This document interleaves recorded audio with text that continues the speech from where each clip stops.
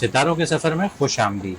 आज की वीडियो में हम आपका महीने का हॉरोस्कोप डिस्कस करेंगे, जिसमें हम जानेंगे आपके बिजनेस के हवाले से, आपके फाइनेंसेस के हवाले से, आपकी लव भरी ज़िंदगी के बारे में बात करेंगे, आपकी हेल्थ के ऊपर बात करेंगे, अपने प्यारे स्टूडेंट्स के ऊपर बात करेंगे, देखेंगे कि आपको कौन से चैलेंजेस आ सकते हैं, कौन सी अपॉर्चुनिटीज़ हैं आपके लिए इस महीने में, आपको कुछ रेमेडीज़ भी बताऊंगा। तो आइए बिना किसी देरी के वीडियो शुरू करते हैं। बात करते हैं कन्या राशि की, जिसको उर्दू में बुर्ज शुमला और इंग्लिश में विर्गो कहा जाता है। मार्च 2025 आपके लिए एक बहुत ही बदलाव लाने वाला महीना होगा। आप अपनी पर्सनालिटी, रिलेशनशिप्स और करियर पे बड़े गहरे प्लैनेट्स का असर देखेंगे। केतु जैसे कि आपके फर्स्ट हाउस में है, तो इसका मतलब है कि आप अपनी पुरानी आदतें, सोच, पैटर्न्स छोड़ने की ज़रूरत महसूस कर रहे होंगे और काफ़ी अरसे से कर रहे होंगे। पिछले 18 महीनों में आपने अपने अंदर ये देखा होगा कि आप बहुत ज़्यादा रिलीजियस हो गए हैं, धार्मिक हो गए हैं और आप एक अपनी पर्सनालिटी के हिसाब से अपने अंदर एक बदलाव महसूस कर रहे होंगे। 14 मार्च को लगने वाला चांद ग्रहण आपके पहले ही घर में लग रहा है।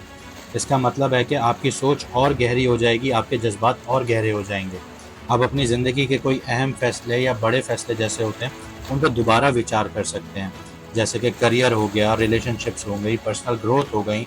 इन चीज़ों से जुड़ी काफ़ी इंपॉर्टेंट चीज़ें होती हैं, इंसान बार बार उनको सोचने पे मजबूर हो जाता है। तो ये ऐसा टाइम पीरियड आएगा आपके लिए, ये चांद ग्रहण में।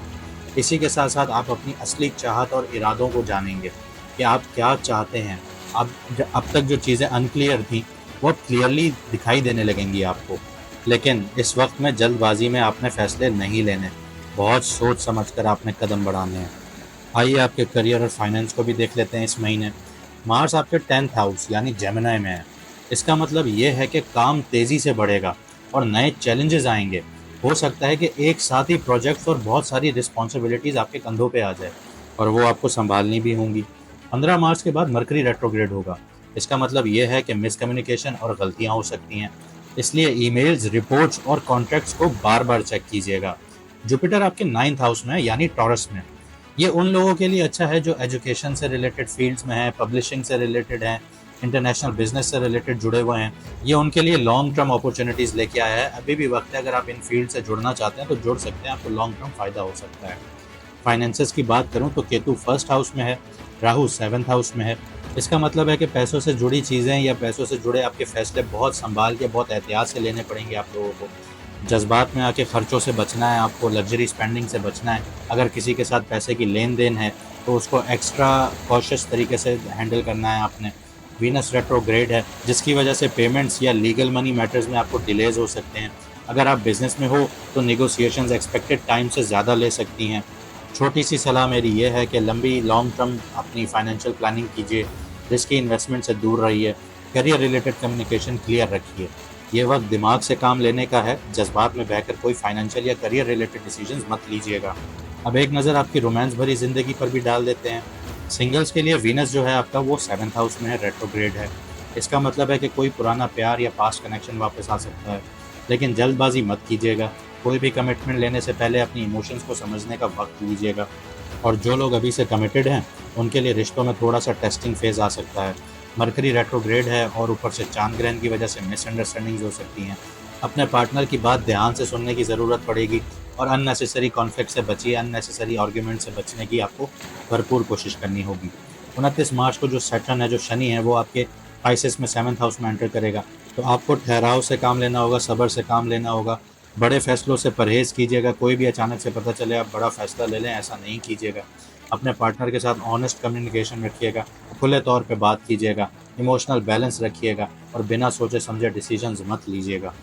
अब आपकी सेहत पे भी नज़र डाल देते हैं। सैटर्न अभी आपके 6th हाउस में ही है। इसका मतलब है कि स्ट्रेस और वर्क प्रेशर ज़्यादा है आपके ऊपर। वीनस रेट्रोग्रेड होगा 2 मार्च को, जिसकी वजह से आपको हार्मोनल इम्बैलेंस हो सकता है, बहुत ज़्यादा मूड स्विंग्स देखने को मिल सकते हैं। डाइट और हाइड्रेशन का बहुत ज़्यादा ध्यान रखना है आपने। जिन लोगों को डाइजेस्टिव या स्किन प्रॉब्लम्स होती हैं, उनको एक्स्ट्रा केयर की ज़रूरत है। चांद ग्रहण की वजह से आप इमोशनली डिस्टर्ब रहेंगे। सेल्फ डाउट या पुरानी बातों का असर दिख सकता है आपके चेहरे पे। मेडिटेशन, जर्नलिंग और नेचर में वक्त बिताना आपको मेंटली बैलेंस रखने में मदद करेगा। अच्छे से रेस्ट कीजिए, ओवर थिंकिंग से बचिए, एक्सरसाइज को रूटीन का हिस्सा बनाइए ताकि बॉडी और माइंड हेल्दी रहे। अब देख लेते हैं हमारे प्यारे स्टूडेंट्स के लिए ये महीना कैसा रहेगा।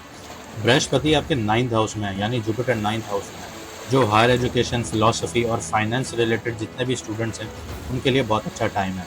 अगर आप ऑनलाइन भी हायर स्टडीज़ हासिल करना चाहते हैं तो हाँ, आपके लिए बहुत अच्छे मौके खुल सकते हैं। 15 मार्च के बाद मरकरी रेट्रोग्रेड होगा, तो एग्ज़ाम रिजल्ट्स में डिले या कन्फ्यूजन्स हो सकती हैं। इस वक्त एक्स्ट्रा फोकस और केयरफुल स्टडी ज़रूरी रहेंगी आपके लिए। कॉम्पिटिटिव एग्ज़ाम्स जो दे रहे हैं तो मार्च आपके है 10th हाउस में, जिसकी वजह से आपको आपके गोल्स में क्लैरिटी और हिम्मत मिलेगी। जो बच्चे गवर्नमेंट जॉब्स की तरफ जा रहे हैं या गवर्नमेंट जॉब्स के एग्ज़ाम्स दे रहे हैं, उनके लिए ये टाइम बहुत बेनिफिशियल होगा, आपको सफलता मिलेगी। लेकिन मरकरी जो रेट्रोग्रेड होगा वो डिस्ट्रैक्शंस ला सकता है, तो कंसंट्रेशन बनाए रखना ज़रूरी होगा आप लोगों को। डिसिप्लिन स्टडी स्केड्यूल बनाइए अपना, रिवीजन आप थॉरोली कीजिए, हर टॉपिक को अच्छे से समझिए। रट्टा मारने से बेहतर है कि आप कॉन्सेप्ट्स क्लियर कीजिए।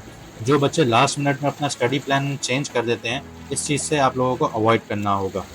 अब देख लेते हैं आप लोगों के लिए इस महीने अपॉर्चुनिटीज़ और चैलेंजेस क्या-क्या हैं। सबसे पहले चैलेंजेस की बात करता हूँ।